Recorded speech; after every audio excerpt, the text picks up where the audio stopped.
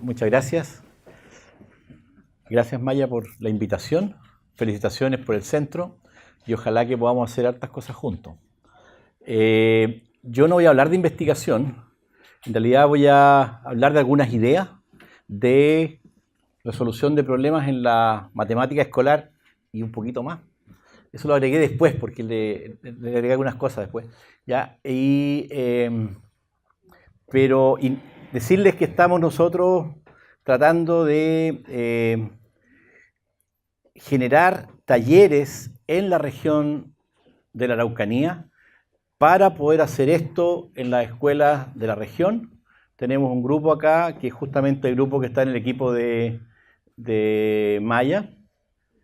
Y si esto no tiene nada de investigación, si esos talleres se desarrollan, créanme que hay una cantidad de investigación que hacer enorme, ¿ya? Porque empiezan a pasar cosas en las escuelas, los profesores empiezan a hacer cosas, los niños empiezan a hacer cosas, y analizar eso desde distintos puntos de vista es una tarea, a mi juicio, muy interesante. Bien, vamos a partir con la resolución de problemas, simplemente haciendo notar que nosotros, los seres humanos, hemos resuelto problemas desde el inicio de nuestra cultura, digamos, y también desde el inicio de nuestra vida, ¿ya? Siempre los seres humanos hemos estado resolviendo problemas. En consecuencia, y siempre nos hacemos preguntas y nos planteamos problemas. Fíjense ustedes que cuando tenemos un problema, tenemos ansiedad de poder resolverlo o no poder resolverlo. Cuando avanzamos, nos sentimos emocionados, más o menos alegre, pero no tanto, porque uno no sabe si va a terminar. Pero cuando hemos resuelto el problema, la verdad que nos ponemos contentos, dependiendo del evento, podemos saltar de alegría, miles de otras cosas, digamos, pero también una simple satisfacción de haber logrado lo que queríamos hacer. Eso es extremadamente natural. Uno lo puede ver en cualquier lugar.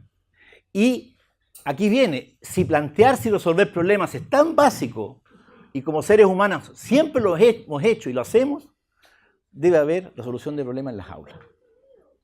Que es una pregunta planteada. ¿Por qué no hay resolución de problemas en las aulas si eso es tan natural para el ser humano? Pero yo no voy a ir en esa línea, ¿ya? Simplemente yo quiero justificar que tiene que haber resolución de problemas, dado que es tan natural para todos nosotros. Y aquí viene un poco más.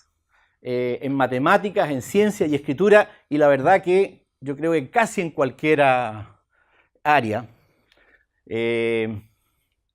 podemos nosotros plantearnos problemas, los seres humanos nos planteamos problemas y tratamos de resolverlos. Ahora, antes de seguir, quisiera precisar lo que es un problema. ¿Ya? Esta definición no tiene una base teórica ni nada, simplemente práctica. Yo creo que les va a hacer sentido la definición que les voy a dar.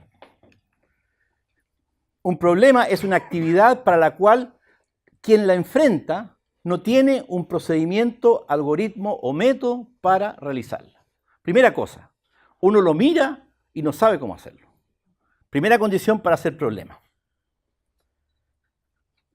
Pero la persona tiene que estar interesada en ese problema. Hay una imagen que alguna vez he mostrado, que sale Mourinho, que dice, ¿cómo dicen en portugués? No es mi problema. ¿Ya? Si no es mi problema, no me interesa. ¿Ya?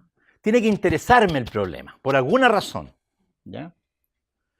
Tiene que ser un desafío, pero a la vez tiene que ser alcanzable.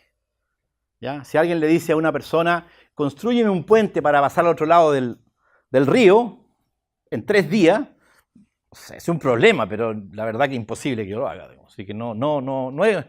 Pero si es saltar un riachuelo de 3 metros, ya probablemente, y sé por qué quiero hacerlo y tengo interés, probablemente sea un problema. ¿Se fijan? O sea, tiene que ver un poco también que sea un desafío, pero uno tiene que sentir que puede. Bien, con esta definición, no sé si les parece a ustedes claro de que en todas las disciplinas del saber humano y de la vida humana hay problemas. Desafío, me interesa y creo que puedo. Y no sé cómo hacerlo. Porque si hubiera cómo hacerlo ya no es un problema, es una rutina, es algo que sé hacer, es un ejercicio, pero no es un problema. Bueno, y con esa definición es claro que en todas las disciplinas del saber humano existen problemas y uno podría plantearse problemas en todas las asignaturas escolares. Yo creo que en todas, aunque en algunas quizás resolver problemas no es lo más importante, pero probablemente en todas lo puedo hacer. En matemática, ahí tienen un problema. Ya, ¿se fijan ustedes? Esa es la hora que les muestra un reloj digital. Son las 10:44 con un segundo. Es un número palindrómico porque se lee para adelante y para atrás de la misma forma. ¿Cuántos segundos como este existen en 24 horas? Ahora habría que averiguar si el reloj digital cuenta 24 o 12 más 12. Porque el problema sería distinto. ¿Ya? Bueno, pero uno puede resolver los dos casos. ¿Ya? Entonces, ¿cuántos hay? ¿Ustedes saben hacer ese problema? ¿Alguien les enseñó a resolver un problema así? ¿Ustedes creen que en alguna parte del currículo escolar a alguien le enseñan a resolver eso? No, ¿no es cierto? Primera parte. Segunda, ¿les interesa resolverlo? No sé. Podría ser que alguno ya esté tratando de contar cuántos hay. ¿Ya? ¿Es un desafío? ¿Se podrá hacer? Yo creo que los pongo a trabajar a ustedes y en un buen rato me sacan el problema. No es un problema. Les voy a mostrar otro problema. Un poquito distinto, en ciencia.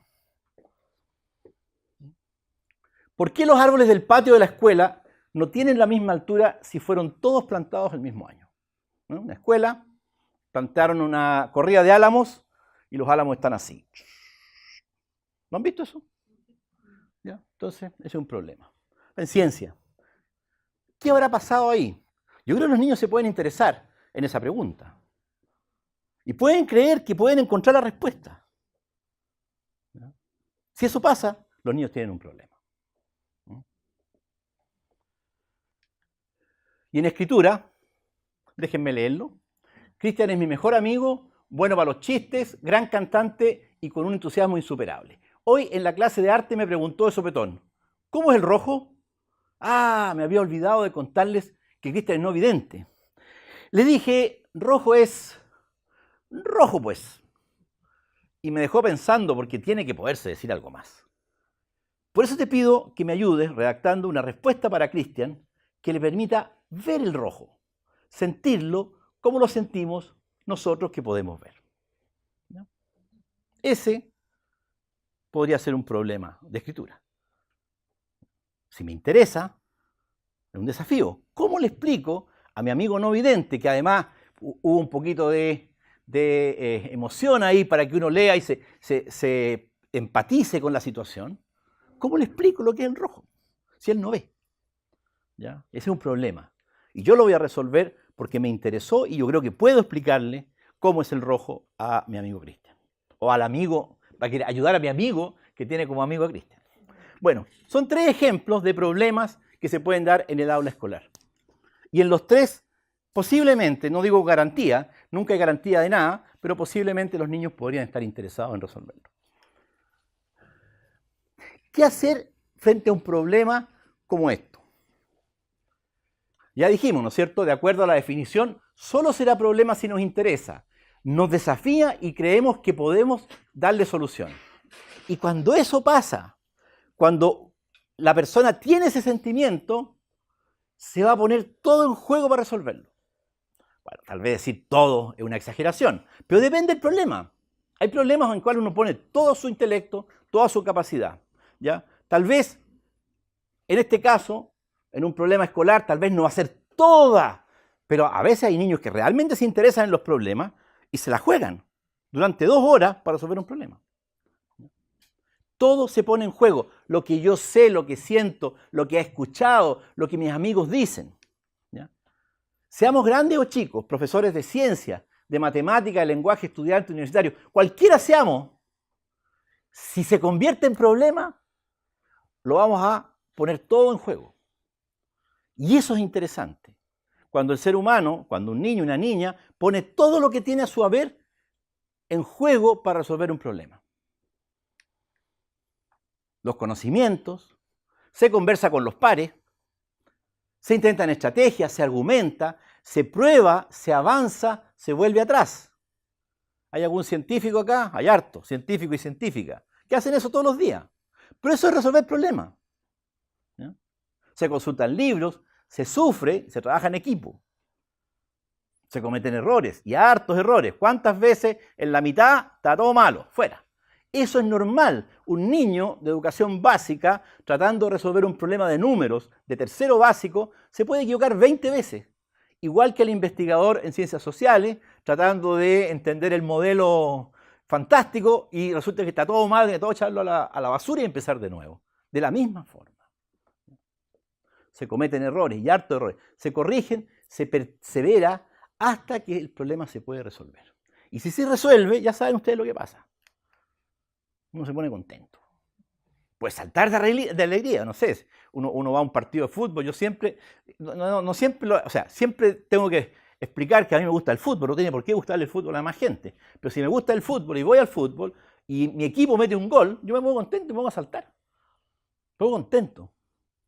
Porque en cierto modo se está logrando el objetivo, se está resolviendo el problema de ganarle a otro equipo. Una vez que resolvemos el problema, chequeamos, confirmamos y nos gusta la solución porque salió de nosotros. No fue seguir una receta, sino que fue algo que nosotros creamos. Y la sensación de crear, supongo, alguna especie de no sé si hay gente que sabe biología, alguna especie de parte de la evolución, es que nos produce regocijo cuando nosotros creamos cosas. Por eso es que nos gusta crear cosas. No es desagradable crear cosas, todo lo contrario. Es algo positivo que nos enaltece, que nos gusta. ¿No? Nos sentimos bien. Sentimos que aprendimos y fíjense lo importante, sentimos que podemos. ¿Ya? Pongan eso en la sala escolar. Después se comunica la solución, se expone a la crítica de los pares. Podría ser, ¿no es cierto?, que se comunique y uno se siente capaz de resolver más problemas. Y comenzamos de nuevo con otro problema. En cualquier ámbito de la vida. Bueno, hay gente que le llueven los problemas. Bueno, ahí está, de alguna manera, siendo... Bueno, hay niños en la sala de clase que le llueven los problemas también. ¿No es cierto? Cuando la persona no logra resolver los problemas, ¿qué es lo que siente? Siente mal. Llega un momento que hasta quiere arrancarse. Yo creo que hay niños que se irían de la sala si se lo permitieran en la clase de matemáticas. Se irían. ¿Quiénes se sienten abrumados con los problemas que hemos estado viendo las últimas 5 semanas? Un tercio de la sala se va. Y si no se va, no está. ¿Me explico, no? Hay un problema ahí.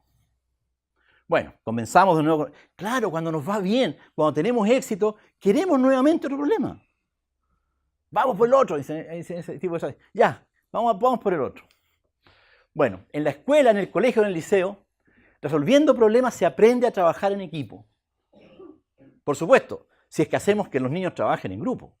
Pero eso es interesante. Nosotros los seres humanos nos gusta trabajar en grupo. Yo no sé si ustedes supieron que salió resultados de una prueba PISA de resolución de problemas hace más o menos un año, un poco menos. ¿Se acuerdan o no? ¿No? ¿Nadie? Hay una prueba PISA de resolución de problemas. Adivinen cómo nos fue. Como siempre. O sea, es casi chistoso, pero no es chistoso.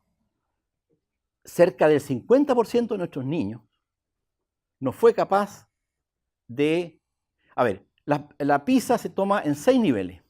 El nivel 1 es el inferior.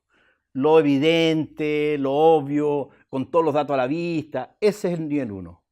Bajo el nivel 1, sumado al nivel 1, más o menos un 50% de los niños chilenos no saben, los niños, los jóvenes, que son 14, 15 años, no saben resolver problemas. Sin embargo, había otra noticia que se escuchó menos. Ustedes no escucharon ni una de las dos, pero no importa. Había otra que se escuchó menos, que le preguntaron a los niños si les gustaba trabajar en equipo para resolver problemas. Y si sentían que trabajando en equipo aprendían, sacaban provecho individual del trabajo en equipo. La respuesta de los estudiantes chilenos es súper alta, sobre el promedio de la OECD.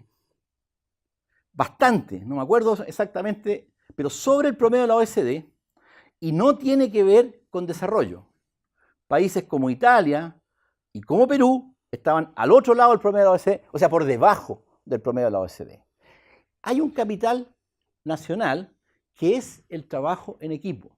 Parece ser, de acuerdo a ese resultado de la prueba PISA, pero también uno lo ve. A la gente le cuesta re poco trabajar en equipo.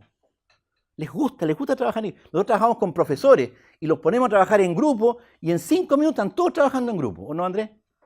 No hay ningún problema, no hay, al principio rechazo, no, que por qué yo, si, oye, falta respeto. Se sientan y se ponen a trabajar en grupo.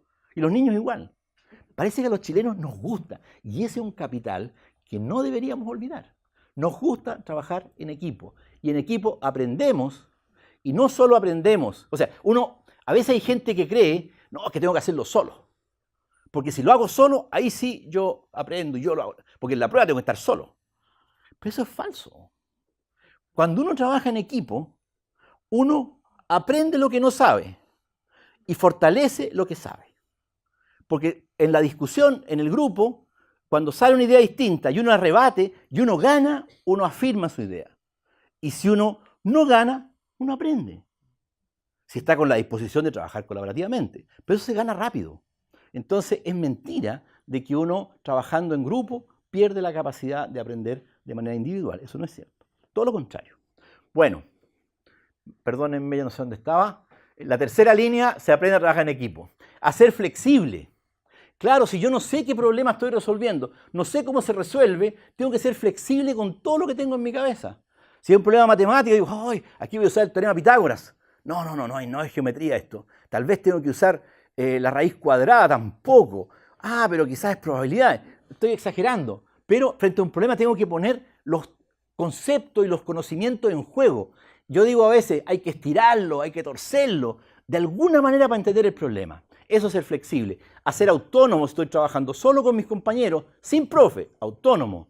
A razonar, desarrollar la creatividad, se practica la comunicación, se persevera, se aprende respeto al otro, se cree en el otro, y en uno mismo uno escucha a los demás. Se vive lo que vive un escritor, lo que vive un científico, un matemático y ciertamente una escritora, una científica y una matemática. Al resolver problemas, se vive lo que viven los expertos. Y eso es muy interesante para los estudiantes, así como es muy interesante para los científicos y las científicas, son experimentos. Para los niños también. Es lo más interesante. Resolver un problema como los matemáticos. Para los niños y las niñas es extremadamente interesante resolver un problema. Una cosa que uno no sabe, cómo y uno puede resolverlo. Bueno, ¿para qué decir que resolviendo problemas en matemáticas se está entrando a una competencia transversal? Resolver problemas en ciencias, nada de STEM, no, en ciencia estoy desarrollando una competencia transversal. A veces en el currículo se ha puesto estas competencias transversales, donde los profesores tienen que quebrarse la cabeza pensando cómo ponemos esta competencia transversal que sea de...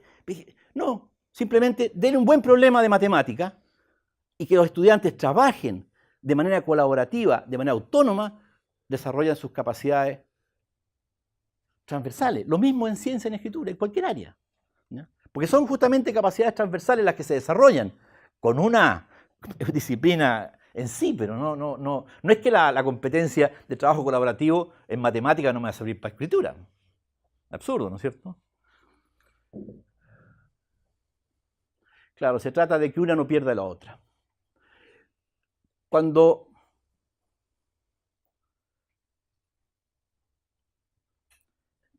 resuelvo un problema de matemática, estoy desarrollando capacidades para resolver un problema de escritura. Y así sucesivamente. No porque tenga que escribir el informe del problema de matemática, es simplemente porque las cuestiones que están en juego en mi cerebro también las tengo que usar en las otras. O sea, al final yo soy la misma persona, no he cambiado. Muy bien. Ahora vamos a matemática con una pregunta. ¿Ya? El resto de la sesión la voy a dedicar a matemática. porque tengo que concentrarme en algo. Si no, lo podía hacer en escritura y en ciencia, pero me siento más cómodo en matemática. Mis colegas que trabajan conmigo se sienten mejor en escritura y ciencia. Esta es la pregunta. ¿Qué tiene de novedosa la resolución de problemas si es tan vieja? Bueno, en realidad no les hablé de la matemática, pero la matemática se ha desarrollado en base a problemas. Desde el inicio, los egipcios, su libro de matemática era un libro de problemas. El libro de matemática de los griegos era un libro de problemas, y así sucesivamente. Pasamos el siglo XX, 1900, Hilbert propuso los problemas del centenario, no sé cómo le llamó, del siglo XX. Pasamos el milenio, los problemas del milenio. La matemática son problemas, naturalmente, y siempre uno dice, es más viejo que el hilo negro la resolución de problemas en matemática, pero la verdad que es mucho más vieja que el hilo negro, de verdad, mucho más vieja, porque no había hilo y ya resolvían problemas de matemática. ¿Ya? Entonces, siendo tan viejo, y se ha estudiado un montón en educación matemática el tema de la resolución de problemas. Desde Polya hacia adelante se ha estudiado un montón. ¿Qué hay de novedoso entonces? ¿De dónde? ¿Por qué esto puede tener alguna novedad, alguna gracia? Lo que voy a hacer a continuación, les voy a describir brevemente lo que es una actividad de resolución de problemas, o lo que debería ser una actividad de resolución de problemas. ¿Ya? Esta es una estrategia que nosotros, es difícil decir que nosotros hemos ideado, porque la verdad que todas las cosas están dichas, en libros, en videos, en charlas, está todo dicho. Pero se las voy a, lo que sí nosotros hicimos juntarla un poquito, ¿ya? Pero no hay una novedad en esto. Es una estrategia para llevar la resolución de problemas a la clase de matemática. ARPA es una unidad de trabajo 45 a 90 minutos. No tiene por qué ser de 40, menos de 45 probablemente es poco, y más de 90 es mucho. Son estudiantes, escolares, no puede llegar uno a tener 3 horas a los niños. ¿Ya? Pero probablemente, si a los 45 minutos los niños están trabajando, déjenlo un poco más, denle tiempo. ¿Ya? Primera cosa. El elemento central del ARPA es el problema. ¿Ya? Esta es una clase de 45 minutos, 60 minutos. El profe lo maneja. El profesor sabe lo que tiene que hacer con sus niños. Pero el elemento central es el problema, que es el que define la actividad que van a realizar los estudiantes. El problema, uno. Uno dice, pero ¿cómo, profe? Si nosotros en una clase los niños tienen que resolver unos 5 o 6 problemas, una lista. No, uno solo. Pero ¿cómo, profe? Algunos van a terminar más rápido, otros más lento. No, pues tenemos que tener varios problemas. Pues. Si son 45 minutos, un solo problema. No, un solo problema. En el ARPA, nosotros distinguimos solo para entender, estos no son pasos, siempre para entender, distinguimos 4 instancias. La primera es la entrega, es cuando se inicia la actividad. ¿Ya? La segunda es la activación, cuando los estudiantes empiezan a leer el problema y comienzan a trabajar. La consolidación es cuando ya más o menos terminaron. Pero puede ser que un grupo haya terminado y tenga un error. ¿Ya? Entonces estaban calculando la altura de una persona que estaba trabajando en el campo y habían varias condiciones, y un grupo dice, profesora, estamos listos. A ver, cuénteme, ¿cuál es la solución? 3,8, señorita. A ver, 3,8. ¿Y ustedes conocen a alguna persona con 3,8 metros? Ah, no, estamos mal, profe, nos equivocamos. Y ahí tienen que empezar de nuevo. Porque ya, obviamente la solución está mala, porque ¿no es cierto? Estaba calculando la altura de una persona, no puede medir 3,8 metros, que yo sepa no existe nadie así. Bueno, y finalmente la discusión, que es una discusión plenaria. ¿Ya? La primera y la última instancias se desarrollan en el curso completo y las otras dos en grupos. Pero fíjense que dice al azar. Quiero detenerme un segundo sobre esto del azar. Normalmente en una sala de clase, los profesores más democráticos y respetuosos de los niños dicen, a ver niños, ustedes decidan con quién trabajan. ¿Ya? Suena bonito, súper bien, pero ¿qué es lo que pasa?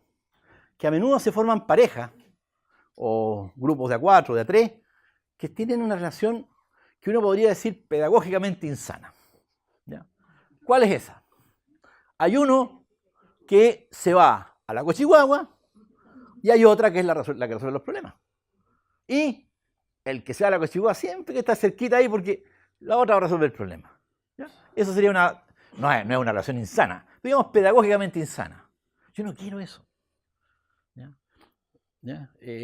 Entonces, o otros que son tímidos, nunca les gusta. No quiero con ninguno de ellos, quiero trabajar yo porque yo no soy ellos saben mucho, yo sé muy poco. Entonces yo me limito. ¿Ya? Al revés, yo soy tan capo que no me gusta trabajar con los otros. También me limito como persona.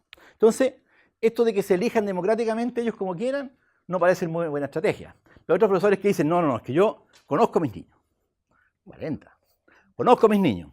Y yo sé con quién tengo que estar a uno porque este niño tiene un pensamiento geométrico y esto tiene un pensamiento abstracto y otro concreto.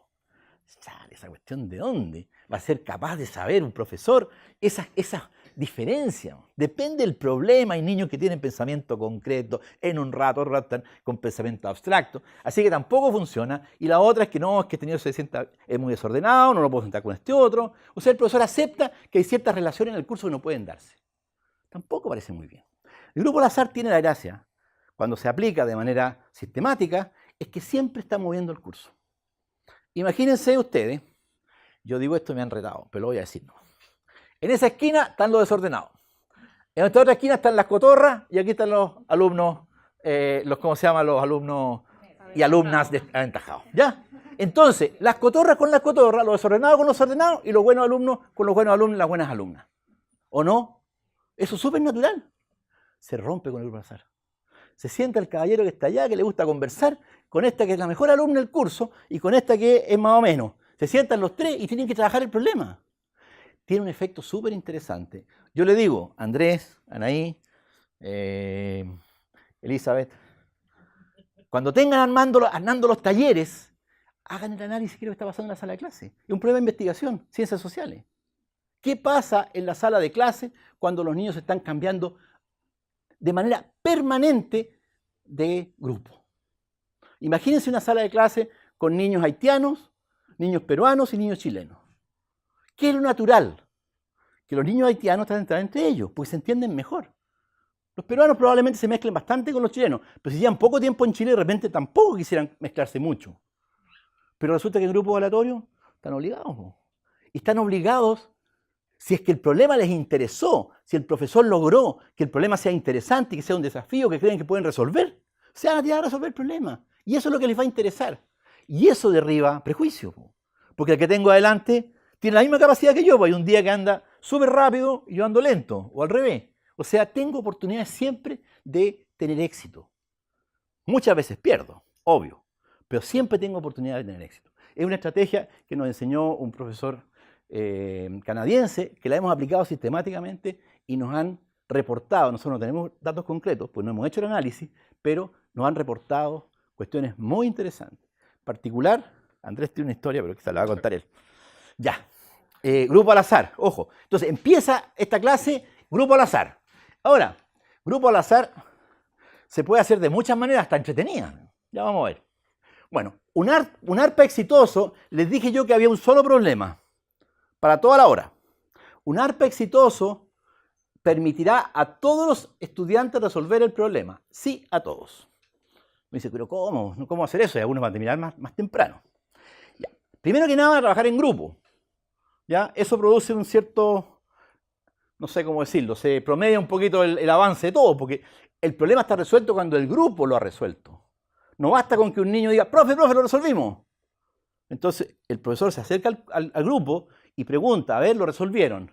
Y mira una carita que dice, mira así como, tú cuéntame cómo lo hiciste. Y el niño va a decir, ¿sabes que lo resolvió él?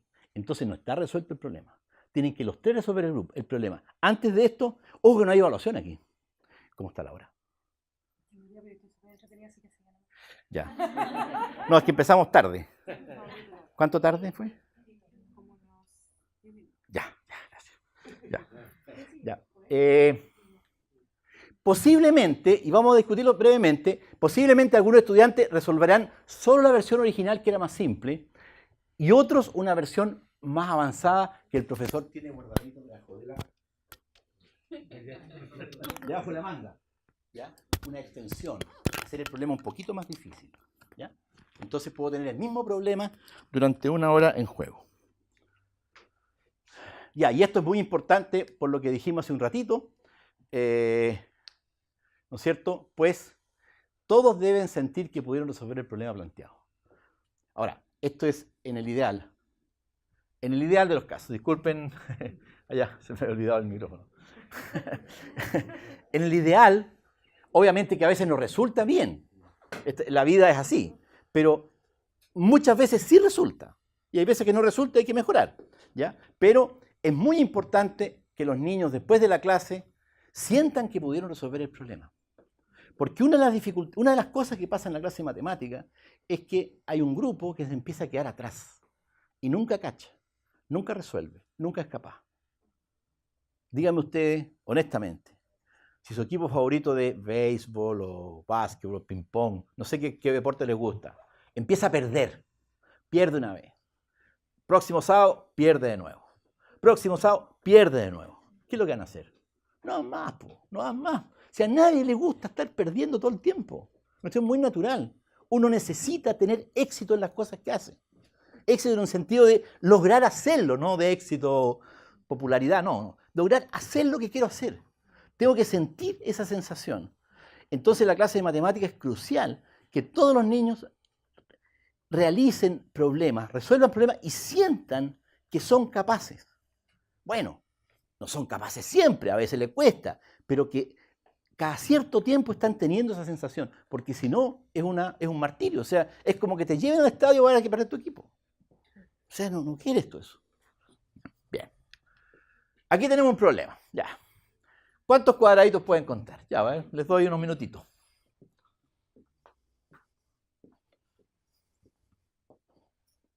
¿Están todos contando? ¿Por cuánto? Bueno, ¿no? Bueno. ¿Cómo se gestiona el ARPA? Ese es el problema. ¿Cuántos cuadraditos hay? Entonces, lo que le dije hace un ratito, estas etapas, más o menos para marcar los pasos, no son etapas bien definidas y no hay que discutir si estamos en la entrega o no. Se comienza con la entrega, la activación, la consolidación y la discusión plenaria. En la entrega se hace lo siguiente. Trabajo en grupo al azar. Se propone una actividad desafiante, si no, no es problema. Se promueve que los estudiantes inicien la actividad de manera autónoma y se promueve el trabajo en colaboración. En la activación se hacen simplificaciones para aquellos grupos que están complicados con el problema y se hacen extensiones para los grupos que pudieron resolver el problema bien. Se promueve el trabajo en colaboración y esto es muy importante, se interactúa con los estudiantes en base a preguntas. Si un estudiante le pregunta si está bien el resultado de su ejercicio o de su problema, el profesor no les puede decir sí o no. Tiene que hacerle una pregunta. Eso es demandante para el profe. Y el profe tiene que aprender a hacerlo. Pero si a la pregunta, ¿está bien o no?, yo le contesto, ¿te preocupaste de ver que las personas a veces, o que las personas no pueden tener más de 2 metros? Ah, profe, tiene razón, me equivoqué. Eso es totalmente distinto, la sensación, a que me digan está malo. O sea, totalmente distinto. Si el niño siente que se dio cuenta, es totalmente distinto. Alguien podrá explicarlo por teorías psicológicas, no sé, pero es totalmente distinto. No es banal hacer preguntas. Las preguntas se responden con preguntas. Y eso hay que aprender a hacerlo, no es fácil. En la consolidación, cuando terminaron el problema, bueno, en realidad uno hace una extensión, no hace simplificación. Uno interactúa con preguntas y pregunta cómo y por qué. Y hace preguntas o propone actividades para que los estudiantes profundicen su razonamiento. Que vayan más allá. Si lograron resolver un problema, que vayan más allá. Les voy a mostrar un poquito los ejemplos en este caso. En la discusión plenaria, esto es bien importante, porque normalmente en nuestras escuelas, los que tengan experiencia de aula, saben, los que fueron estudiantes también, o sea, todos sabemos, que normalmente cuando se da una lista de problemas, al final de la clase, el profesor dice, a ver, ¿quién resolvió los problemas? Andresito resolvió todos los problemas. Ya, entonces Andresito va a pasar a la pizarra a explicar cómo se hacían los problemas para que los de atrás que no pudieron hacerlo los entiendan. ¿Les suena? Ya. Entonces Andresito pasa a la pizarra, es buen alumno, así que lo hace rapidito, y los de atrás no entienden ni una cuestión. ¿Ya? Esa es una típica plenaria escolar, que no tiene ningún sentido si lo piensan. Y más encima Andresito se empieza a equivocar y entonces la profe le dice, no, po, ahí son 2 más 3. Y después Andresito dice, 2 más 3 son 5. Y el profesor dice, 2 más 3 son 5, como dice Andresito. O sea, tampoco deja al niño hablar. Y va repitiendo el profe lo que dice el niño. O sea, la capacidad, la credibilidad que tiene ese niño en la pizarra es casi cero. Porque todo lo que él dice, el profe lo repite. ¿Han visto eso, no? Bueno, es un tema la discusión plenaria. Se trata primero de seleccionar intencionadamente a los expositores de la plenaria. Los voy a elegir con un propósito. Jamás pasar a la pizarra a alguien para ponerlo en ridículo. ¿Han visto que alguien adelante lo pone en ridículo? ¿Lo han visto alguna vez? Eso es tortura, eso es abuso. Podemos llamarle de distintas formas. Incluso podría ser tipificado. Es maltrato infantil. ¿Ya? Adelante, pero ¿cómo no entiendes eso? ¿Pero qué? ¿Por qué eres burro? ¿No has estudiado? Eso es maltrato. ¿Ya? Los niños tienen que pasar a la pizarra a tener éxito y a poder explicar lo que han hecho. Si hay un niño que normalmente, un grupo de niños que no logra resolver los problemas, pero un día lo resolvió, lo paso adelante. Eso tiene que aprenderlo el profe, no es que lo tenga. ¿Ya? Entonces, las plenarias permiten desarrollar habilidades de razonamiento, comunicación y, por supuesto, que cuando el grupo ya está trabajando bien, los mismos niños pueden preguntarse entre sí. Bien, ahí están todas las cosas que nosotros dijimos. En un ARPA, que es esta actividad de resolución de problemas en aula, pasan todas estas cosas. Pero si ustedes miran, cada una de esas cosas por separado la pueden usar en cualquier instancia de la sala de clase. Le llamamos los artefactos pedagógicos nosotros. Profundicemos en algunos de los artefactos. Trabajo en grupo al azar. Esto es entretenido. ¿Ya? O sea, ¿sabéis que a los niños les gusta y les produce curiosidad con quién me va a tocar? Y una cosa como, ¿con quién me va a tocar? ¿Ya? Me tocó con este. Pero igual trabajan después. ¿Ya? ¿Ya? Bueno, las actividades tienen que ser desafiantes y los niños tienen que sentir que pueden. Acá tienen un problema. Este problema se lo doy a los niños y los niños empiezan a trabajar en grupo. Están en grupo, de a 4 normalmente, y están trabajando en el problema. Pero resulta que, ¿sabe qué, señorita? Señor, mister, ¿ya? Profe, venga que no entiendo el problema. Entonces, parece que no genera autonomía que el docente lea el problema o que inste a leer de nuevo el problema. Típico, se lo lee el profe, ya se los voy a leer yo entonces. Lee el problema. No genera autonomía. ¿Ya? O léelo de nuevo. Es que ya lo leí, es que léalo de nuevo, léalo con más cuidado. No resulta, los niños no logran cachar. Hay algo que no están dando bien ahí. Sin embargo, preguntarle al grupo, por ejemplo, ¿me puede mostrar un cuadradito? Le apuesto que uno de los niños le va a decir, ahí hay uno, profesora. ¿Me puede mostrar uno más grande? Aquí, señorita. Ya. ¿Cuántos hay? Esa es la pregunta. Y el profesor se puede ir. Y el grupo va a quedar enganchado porque entendió el problema. ¿No? Esto es que inicien la actividad de forma autónoma. Esto parece que se le acabó la... No, sí parece que se le acabó la batería. No, el problema es error en de Durron, nada que ver aquí. Pero, no, sí, se arregló. Ya. Sí, me quedan 5 minutos, ese es mi problema más grave. Ya. Promover el trabajo colaborativo. Llega el grupo y cada uno está pensando por su cuenta. Entonces, ¿qué pasa si el profe le dice, Luis, ¿puedes explicar a tus compañeros en qué consiste el problema?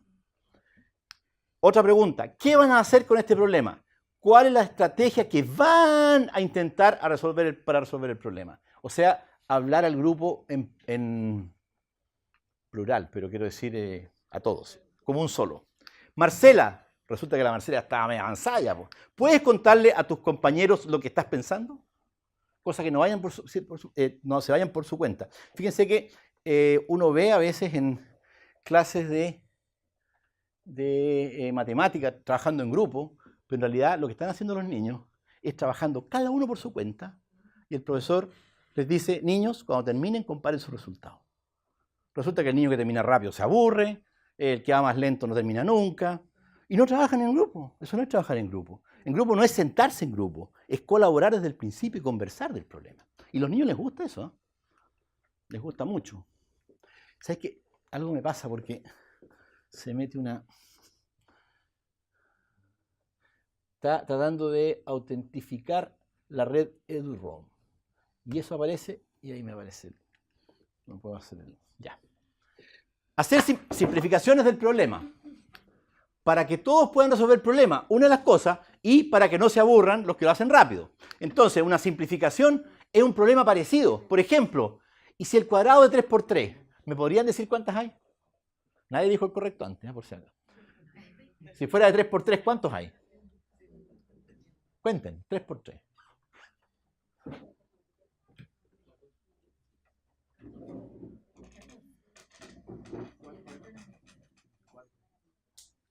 ¿4? No. De 3 por 3, por lo menos 9. Más el grande, 10. Más los chiquititos. Sí, claro, grande, chico. ¿Cuadrados? ¿Cuántos cuadrados hay?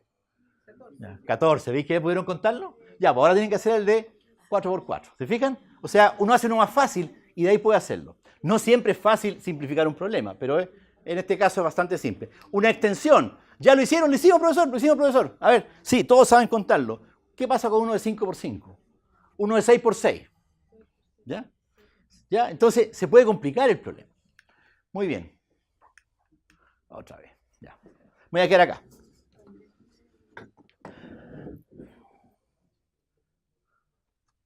Entonces, interactuar con los estudiantes en base a preguntas. Grupo, no entendemos el problema, profesor. Chicos, ¿pueden mostrarme un cuadrado pequeño, uno más grande? ¿Es posible contar cuántos hay? ¿Se fijan que es distinto explicarles lo que hay que hacer? Por supuesto, uno hace una sola pregunta. Y lo si se va, no va a hacer las 3 preguntas juntas. ¿No? Grupo, contamos 17 cuadraditos, profesora. Y el profesor dice, ¿y contaron los cuadrados medianos? Ah, los medianos, pues Jorge, te dije. ¿Ya? Grupo, hay 29 cuadraditos. A ver, cuéntenme, ¿cómo los contaron? Y entonces los niños empiezan a contar. Y de repente se empiezan a enredar. Ah, no saben contar. Y el profe se va y los deja. ¿Ya? O están seguros, apostarían que hay 29, apostarían 10 lucas. ¿Ya? O sea, ponerlo en que tomen la decisión ellos. Si el problema está bueno no porque el profe dice, sino que porque ellos tienen la convicción de que está correcto. Preguntar cómo y por qué. Seguir insistiendo. Grupo, encontramos 30 cuadraditos, profesor. ¿Seguros que no hay más? Cuéntenme, ¿cómo los contaron? ¿Ya? Que expliquen. No importa que se demoren, que expliquen. Pedro, son 30 cuadraditos, profe. Ah, y tú, Juan, ¿puedes mostrarme tú cómo lo hicieron? Si ya resolvieron el problema, pueden preguntarle, ¿pueden ordenar la forma de contar los cuadraditos? Y entonces, ya lo hicimos, profesor. Los de 1 por 1 son 16, los de 2 por 2 son 9, los de 3 por 3 son 4 y de 4 por 4 es 1. 30. ¿Pueden decir algo de estos números? ¿Se le ocurre algo de estos números? Son cuadrados, señorita, son cuadrados. Ah, ¿y por qué son cuadrados perfectos? O sea, puede seguir. Ahora, esto hay que prepararlo. No es que uno esté... Pero esto hay que prepararlo, es una profesión. Educar es una profesión, uno tiene que aprender a hacerlo, no hay nadie sabiendo las cosas. Hacer preguntas o proponer actividades para que los estudiantes profundicen su razonamiento. Grupo, mire lo que encontramos. 12 más 22 más 32 más 42 igual 30, profesora. ¿Y cuántos cuadraditos hay si tenemos un cuadradito de 5 por 5? Ah, pero eso está malo. Lo que pasa es que las potencias se me fueron. ¿Se dan cuenta, no? Es 1 al cuadrado más 2 al cuadrado. Si es que lo leí y me di cuenta que estaba malo. ¿Ya? ¿Ya? Entonces, pero ya lo hicieron bien. 1 al cuadrado más 2 al cuadrado más 3 al cuadrado. ¿Ya? Y entonces, ¿cuántos cuadraditos hay si tenemos un cuadrado 5 por 5? Y el grupo dice, y la tira al tiro, ¿ya la vieron? El único que está bueno es el último, que es 55. Los otros están malos, son potencias, ¿ya? Encontramos el patrón, profesora. Y el profesor dice, ¿qué representa 2 al cuadrado? Los cuadraditos 2 por 2, profe. A ver. Los 2 por 2. Y el profe se va y los deja en la duda. ¿Qué representa 2 al cuadrado? ¿Los cuadraditos 2 por 2? Ya, hay un problema. ¿Cuántos cuadraditos hay si tenemos un cuadrado de n por n? ¿Puedes encontrar la fórmula? ¿Cuántos rectángulos puedes encontrar ahí? Este problema realmente es espectacular porque da para mucho. Hay otros problemas que no son tan buenos, tengo que reconocerlo, pero este problema muestra bien las cosas. Muy bien. Seleccionar adecuadamente, intencionadamente a los expositores de plenaria. Me faltan 2 minutos. Antes de iniciar la plenaria, el docente ha pensado en su propósito. ¿Qué es lo que quiero hacer? Y mientras los veo trabajar, decido a quiénes voy a pasar a la pizarra. ¿Ya? Por ejemplo, si mi propósito es que todos los estudiantes pasen en algún momento, los voy a ir pasando a aquellos que hayan resuelto el problema de la manera más simple posible primero, para que se sientan bien mostrando su solución. Después, el que resolvió el de 5×5. Y solo al final, aquellos que cacharon la fórmula general. Posiblemente, los que no entendieron a la primera la fórmula general, quizás lo entiendan, o quizás no. Pero todos sentirán que pudieron pasar a la pizarra a explicar lo que hicieron. ¿Ya? Ese es un criterio importante. Bueno, leamos el título y sigamos porque se está acabando el tiempo. Es súper importante que el docente no sea partícipe de la discusión plenaria. Un truco que nosotros le enseñamos a los profesores, y que no es fácil que lo aprendan, ¿no? No es fácil. ¿Hay profesores aquí? ¿Hay profesores? ¿No? Nosotros le decimos, profe, cuando empiece la plenaria, váyase para atrás de la sala. Con eso usted va a lograr lo siguiente, que el niño que está en la pizarra hablando, le habla a usted, porque los niños le hablan al profe, no le hablan a los compañeros. Pero si usted está ahí atrás, ustedes van a creer, los niños van a creer que le están hablando a ellos. ¿Ya? Y además usted se va a separar y va a cortar ese cordón umbilical que tiene con los niños cuando están en la pizarra.